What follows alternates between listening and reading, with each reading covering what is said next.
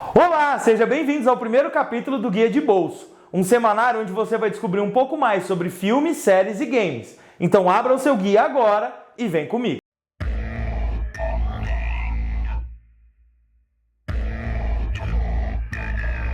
Nesse capítulo eu vou contar para vocês sobre as diferenças e semelhanças entre o livro e o filme Duna, parte 2. O primeiro filme termina quase que de repente, após uma luta entre Paul Atreides, o protagonista, e Jamis, um soldado Fedaykin da tribo dos Fremen.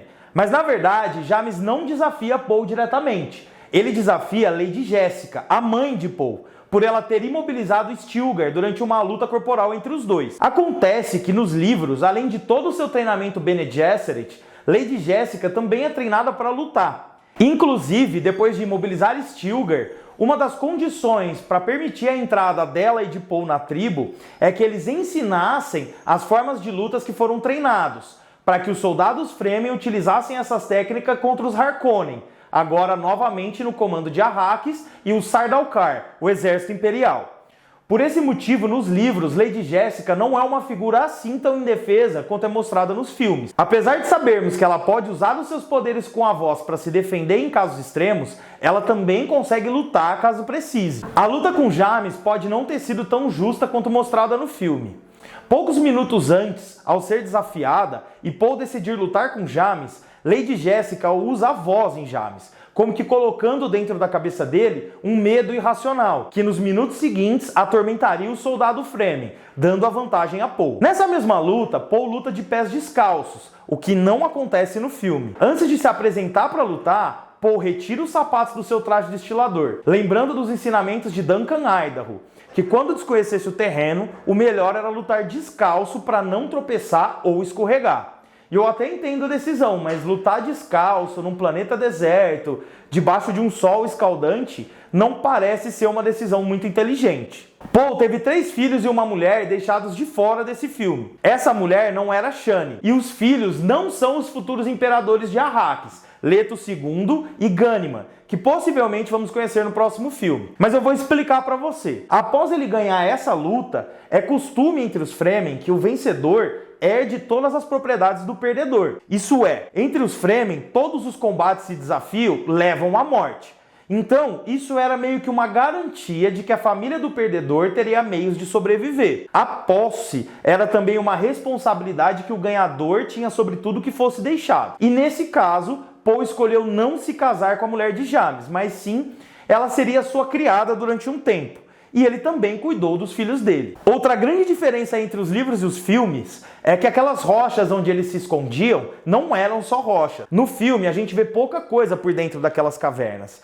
Porém, essas cavernas eram como cidades subterrâneas. E lá dentro tinha mercados, apartamentos, uma certa forma rudimentar de indústria, onde eram produzidos os trajes destiladores, os equipamentos de rádio, armas e produção de derivados de especiaria. Ou seja, os Fremen, apesar da organização tribal, não eram tão atrasados assim. Logo em seguida no filme, nós vemos a Lady Jessica se tornar a reverenda madre da tribo, bebendo a água da vida. Acontece que durante esse ritual, ela está grávida.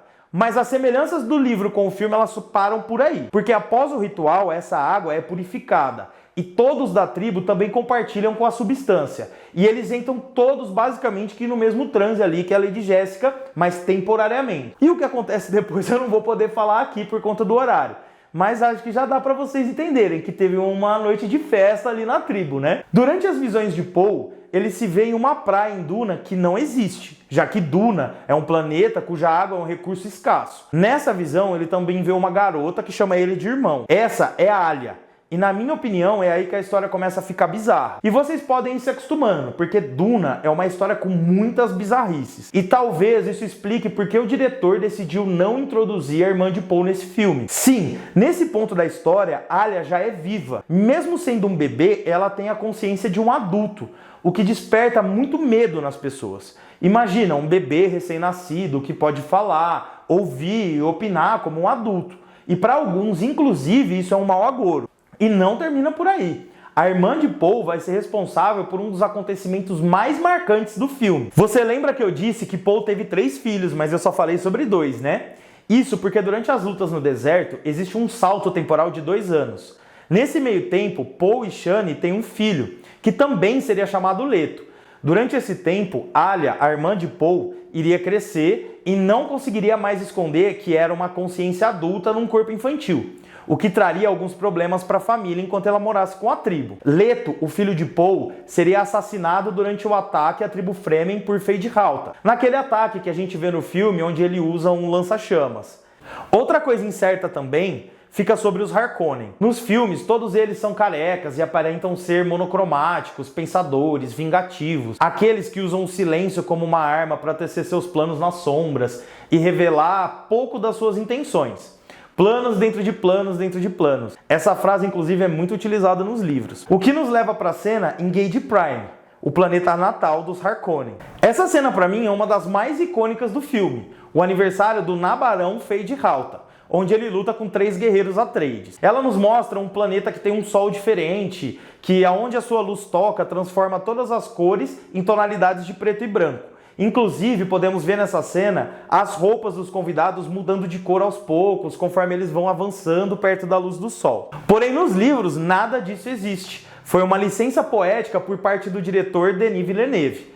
E convenhamos, essa licença tornou essa cena muito fantástica. Nos livros, Gade Prime é descrito por ser um planeta com intensa atividade vulcânica, causando em muitos lugares um tipo de escuridão por conta das cinzas. Também é um planeta industrial, ou seja, as cidades e a maioria da superfície do planeta é coberta por indústrias que liberam uma grande quantidade de poluição na atmosfera, o que agrava ainda mais a escuridão em que vivem, já que a poluição se junta junto com as cinzas liberadas por vulcões, fazendo cidades inteiras ficar durante muito tempo sem a luz do sol. As duas formas conseguem explicar muito bem a personalidade dos Harkonnen, que nos livros não são carecas e nem se vestem somente de preto.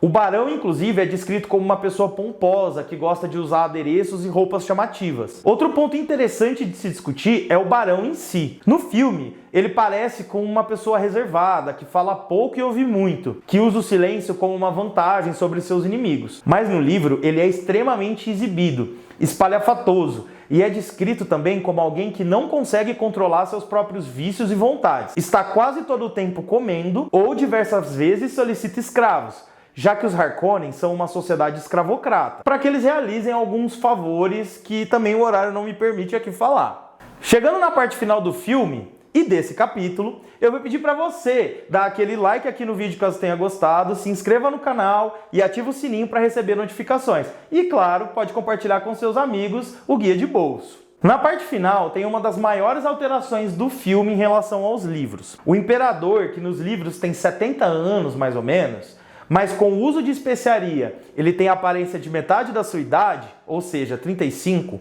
pergunta ao Barão se ele sabe o que acontece nas regiões sul do planeta Duna. O Barão responde dizendo que elas são inabitadas. E isso acontece porque as tribos Fremen pagam suborno à Federação do Comércio, que é responsável pela distribuição de especiaria em todo o universo. Eles também são quem dizem que não dá para colocar satélites em órbita e que as regiões sul são cobertas de tempestades e elas são inabitadas.